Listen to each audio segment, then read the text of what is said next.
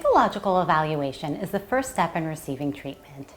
An evaluation will help your psychologist understand the nature and the severity of your symptoms, determine the correct diagnosis, and make informed recommendations about treatment options.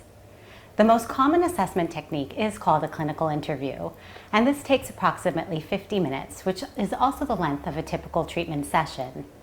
During the clinical interview, your psychologist will ask you about the challenges or symptoms that you've been experiencing. Your psychologist will want to get a sense of how well you're functioning in different areas of your life, including at home, at work, at school, and in your personal relationships. You will be asked questions about the type of stressors you might be experiencing, as well as any personality traits or behaviors or emotional problems that might be contributing to your current difficulties. The underlying cause of a person's difficulties is not always clear.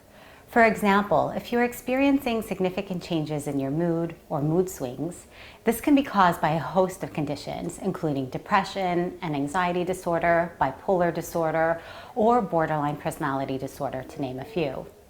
When the underlying reason for your symptoms is not clear, your psychologist may recommend a more formal assessment process. This type of assessment generally takes 2 to 4 hours, depending on your needs. It involves completing a series of questionnaires that will inquire about your symptoms. Your psychologist will then administer something called the structured clinical interview for the DSM. This is basically a semi-structured diagnostic interview that allows your clinician to make specific diagnoses of major mental health disorders, like depression or bipolar disorder, for example, as well as personality disorders, which are behavior patterns that are associated with difficulties in a person's personal, social, and occupational life. Whether you are undergoing an informal clinical interview or you're receiving a more structured assessment, the evaluation will help ensure that you receive treatment that is specifically tailored to your needs. In most cases, the psychologist who performs your evaluation will also provide treatment. However, there may be instances when your psychologist may refer you to another specialist for treatment.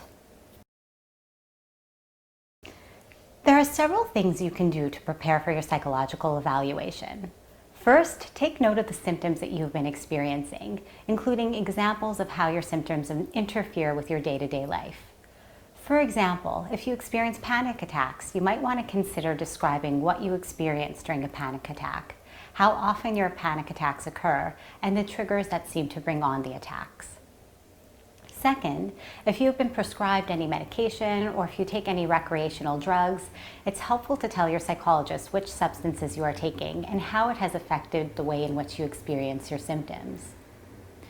If you've had previous therapy, tell your evaluating therapist what you found helpful or unhelpful so that they can tailor their approach and recommendations to best meet your needs. And finally, it's a great idea to come to the evaluation with a sense of the goals that you hope to achieve during treatment.